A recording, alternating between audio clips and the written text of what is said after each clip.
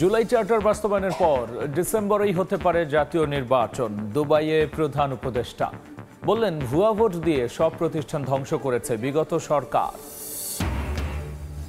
আগে স্থানীয় সরকার নির্বাচন চায় জামাত, সংস্কার ছাড়া সংসদ ভোটে না, নির্বাচন বিলম্বে দেশকে ভঙ্গুর করার পরিকল্পনা দেখছে বিএনপি, আনুপাতিক ভোটের প্রস্তাব না। এবং রমজানের আগে ভোজ্য তেল নিয়ে লুকোচুরি, গুদামে থাকলেও পাচ্ছেন না খুচরা বিক্রেতারা। চট্টগ্রামে ভোক্তা অধিদপ্তরের অভিযান, 2 ডিলারকে জরিমানা।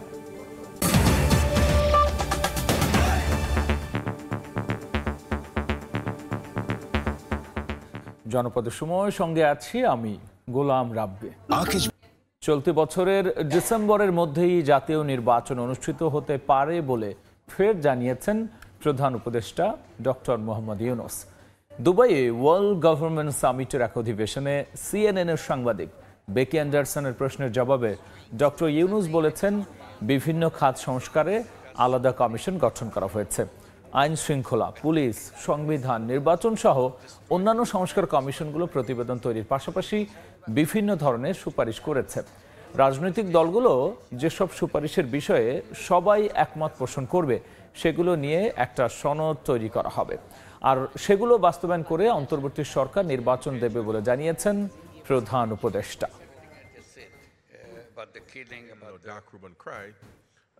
Now we have what we call consensus building commission, so that we go to the political parties and so on, see which are the recommendations all agree, so that we take that as a charter and then implement that and hold an election. Election will be held as early as probably December of this year. It's a devastated country. She never held an election for 15, 16 years. She was ruling the country without election. She had fake elections without any voters and so on. Destroyed the economy, destroyed the banking system, and a series of everything. So the people rebelled against it, and that's how it happened.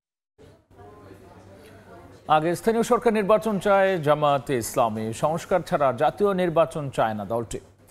এক যুগ পর ইসির সঙ্গে বৈঠক শেষে একথা বলেছেন জামায়াতের সেক্রেটারি জেনারেল মিয়া গোলাম পারওয়ার। আনুপাতিক হারে নির্বাচন সহ সুষ্ঠু ভোট আয়োজনে কমিশনের কাছে 23 দফা প্রস্তাব দিয়েছে দলটি। এক যুগ পর নির্বাচন কমিশনের সঙ্গে আনুষ্ঠানিক বৈঠক করেছে জামায়াত। দলের সেক্রেটারি জেনারেল মিয়া গোলাম পরওয়ারের নেতৃত্বে 6 সদস্যের প্রতিনিধি দল বৈঠকে অংশ নেয়। বৃহস্পতিবার নির্বাচন ভবনে এ বৈঠকে প্রধান নির্বাচন কমিশনার সহ অন্য কমিশনাররা উপস্থিত ছিলেন। প্রায় 2 ঘন্টা বৈঠক শেষে দলটির সেক্রেটারি জেনারেল জানান, সংখ্যানুপাতিক নির্বাচন করা সহ 23 দফা দাবি জানিয়েছে জামায়াত। আনুপাতিক প্রতিনিধিত্ব হারে যে নির্বাচনের ব্যবস্থা আধুনিক গণতান্ত্রিক বিশ্বে প্রায় 60টির অধিক দেশে এটা প্রচলিত আছে। নির্বাচনকে কালো টাকা এবং পেশি শক্তি থেকে মুক্ত করে ফ্রি ফেয়ার একটা ইলেকশন এবং পার্লামেন্টকে যদি দক্ষ পার্লামেন্টারদের দ্বারা, আইন প্রণেতাদের দ্বারা পরিচালিত করতে হয়, তাহলে এই পদ্ধতিটাই বাংলাদেশের জন্য খুবই উপযোগী। নির্বন্ধন আইন যেটা করা হয়েছে, এত কঠিন শর্ত পূরণ করে রাজনীতি করার অধিকার কিন্তু খর্ব করা হচ্ছে। এজন্য আমরা এটা বলেছি যে এই আইনটা বাংলাদেশের সংবিধানের সাথে সাংঘর্ষিক। মিয়া গোলাম পরওয়ার জানান, জাতীয় নির্বাচনের আগে স্থানীয় নির্বাচন চায় জামায়াত, সংস্কার ছাড়া জাতীয় নির্বাচন চায় না দল। জনগণের আকাঙ্ক্ষাই হচ্ছে স্থানীয় সরকার নির্বাচনটা আগে হোক। আমরা জনগণের এই আকাঙ্ক্ষার সাথে সমর্থন এবং সম্মান ব্যক্ত করেছি। No election without reform. আমাদের পরিপূর্ণভাবে অন্তত নির্বাচনী প্রক্রিয়ার সঙ্গে যে সমস্ত অর্গান এবং বিভাগগুলো রাষ্ট্রের জড়িত, সেগুলোকে সংস্কার করেই জাতীয় সংসদে নির্বাচন করতে হবে। আদালত থেকে দলের নিবন্ধন ও প্রতীক ফিরে পাওয়ার আশা জানিয়ে নেতারা বলেন, 300 আসনে নির্বাচনের প্রস্তুতি নিচ্ছে জামায়াত। নিবন্ধনের বিষয়টা তো আদালতে পেন্ডিং আছে। কাউসার চৌধুরী কুমু, সময় সংবাদ, ঢাকা। এদিকে জাতীয় নির্বাচনের আগে স্থানীয় সরকার ভোট মানেই দেশকে ভঙ্গুর অবস্থায় নেওয়ার পরিকল্পনা বলে মন্তব্য করেছেন বিএনপির মহাসচিব মির্জা ফখরুল ইসলাম আলমগীর। তার দাবি, দ্রুত নির্বাচন হলেই দেশে ফিরবে স্থিতিশীলতা। জামায়াতের আনুপাতিক হারে নির্বাচনের প্রস্তাবও নাকচ করে মির্জা ফখরুল বলেছেন, এই পদ্ধতিতে জনগণ অভ্যস্ত নয় বলেই বিএনপি এর বিরোধী। বিএনপি চেয়ারপারসনের রাজনৈতিক কার্যালয়ে বৃহস্পতিবার সকালে দলটির মহাসচিব মির্জা ফখরুল ইসলাম আলমগীরের সঙ্গে বৈঠক করেন ব্রিটেনের ভারপ্রাপ্ত হাই কমিশনার জেমস গোল্ডম্যান। এ সময় আলোচনা হয় দুদেশের দ্বিপাক্ষিক সম্পর্ক উন্নয়ন, বাংলাদেশের বর্তমান রাজনৈতিক প্রেক্ষাপট ও আগামী নির্বাচন প্রসঙ্গে। বৈঠক শেষে গণমাধ্যমে কথা বলেন বিএনপি মহাসচিব। বৈঠকের বিষয়বস্তু তুলে ধরার পাশাপাশি আলোচনা হয় সমসাময়িক বিষয়ে। জাতীয় নির্বাচনের আগে জামাতের স্থানীয় নির্বাচনের দাবি প্রসঙ্গে প্রশ্নের জবাবে মির্জা ফখরুল সাফ জানান, জাতীয় নির্বাচনের আগে কোনো ভোটেই একমত নয় বিএনপি। আগে স্থানীয় নির্বাচন চাওয়া মানেই দেশকে আবারও ভঙ্গুর অবস্থায় নেয়ার পরিকল্পনা। এটাতেও আমরা একেবারেই একমত নই। এগুলো তো আমরা সমস্ত রাজনৈতিক বিবেচনায় দেশকে আরও ভঙ্গুর অবস্থায় নিয়ে যাওয়ার একটা পরিকল্পনা ছাড়া কিছু নয়। যত দ্রুত নির্বাচন হবে ততই আপনাদের রাজনীতি সহজ হবে, বাংলাদেশের মানুষ একটা স্থিতিশীল অবস্থার মধ্যে আসবে। ইলেকটেড গভর্নমেন্ট না হলে এটাকে নিয়ন্ত্রণ করা খুব কঠিন। তো এখন তো একটা ভোলাটাইল সিচুয়েশন চলছে। জামাতের আনুপাতিক হারে নির্বাচনের প্রস্তাবকে পুরোপুরি প্রত্যাখ্যান করেন মির্জা ফখরুল। বলেন, দেশের মানুষ এই পদ্ধতিতে অভ্যস্ত নয় বলেই বিএনপি তা সমর্থন করে না। এটা আমরা পুরোপুরি বিরোধী, অত্যন্ত একেবারে জোরালোভাবে বিরোধী। আনুপাতিক হারে নির্বাচনের কোনো ব্যবস্থাকে আমরা সমর্থন করবো না, কারণ এখানকার মানুষ এটাতে অভ্যস্ত না, প্রশ্নই উঠতে পারে না। জুলাই আন্দোলনে মানবাধিকার লঙ্ঘন নিয়ে জাতিসংঘের ফ্যাক্ট ফাইন্ডিং মিশনের প্রতিবেদনকে স্বাগত জানিয়ে ভারত থেকে শেখ হাসিনাকে ফিরিয়ে বিচারের আহ্বান জানান বিএনপি মহাসচিব। আহমেদ সালেহিন, সময় সংবাদ, ঢাকা। মৌখিকভাবে নয়, বরং রাজনৈতিক ও বিচারিক প্রক্রিয়ায় আওয়ামী লীগ নিষিদ্ধের পক্ষে জাতীয় নাগরিক কমিটি।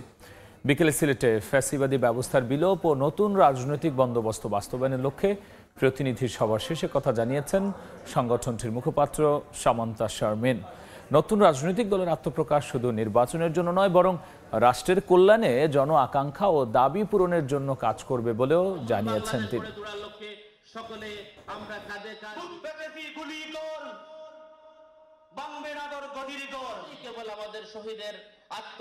শেখ হাসিনাকে খুনি এবং ফ্যাসিস্ট আকারে বিচার করা হোক, শেখ হাসিনার যে দল আওয়ামী লীগ সেটাকেও দল হিসেবে বিচার করা হোক, এবং আওয়ামী লীগের সাথে সংশ্লিষ্ট সকল ব্যক্তিবর্গের যদি কোনো অপরাধ থেকে থাকে তারও বিচার করা হোক।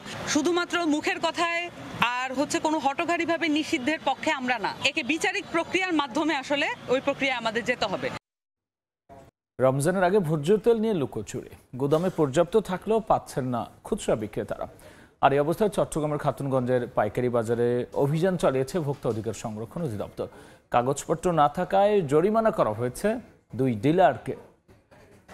অলরেডি 200 পিসের আমার 1 লিটারের অর্ডার আছে, আর আপনার 2 লিটারই আছে 800 পিসের, কিন্তু আমি গোড়া চাকতা এবং খাতুনগঞ্জে মিলিয়ে পাচ্ছি না।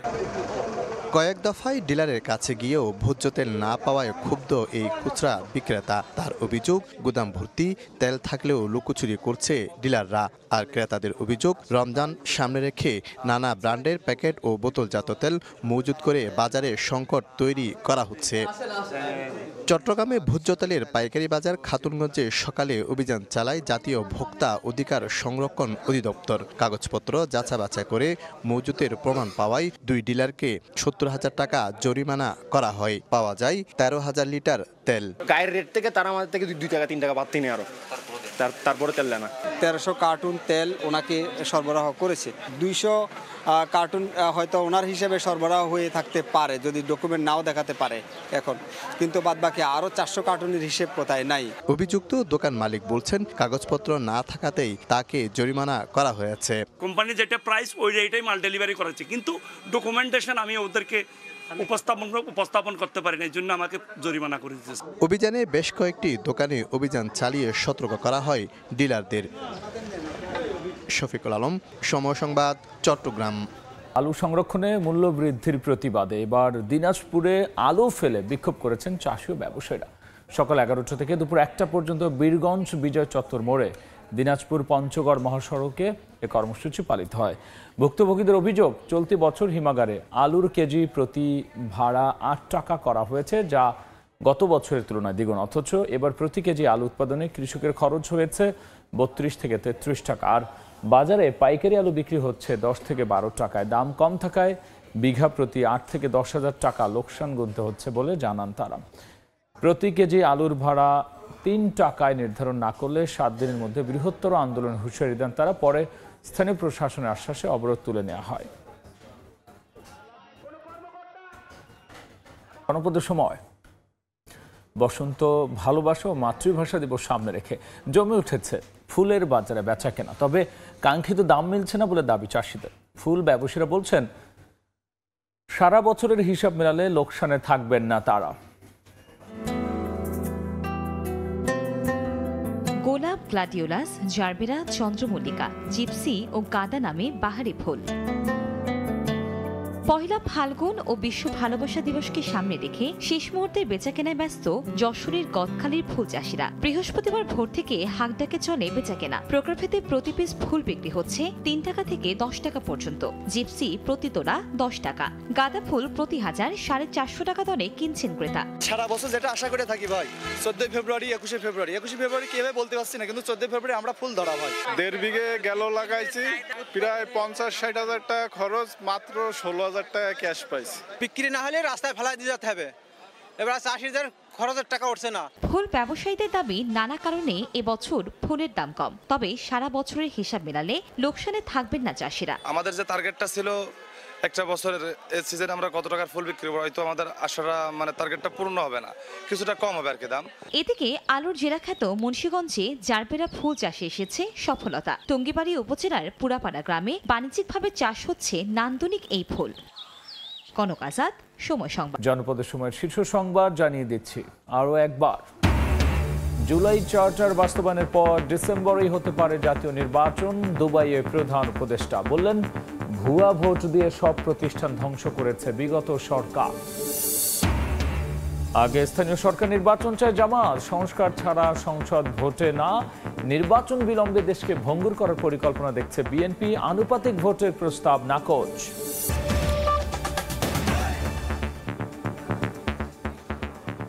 এই ছিল জনপদের সময়। সঙ্গেই থাকুন সময়।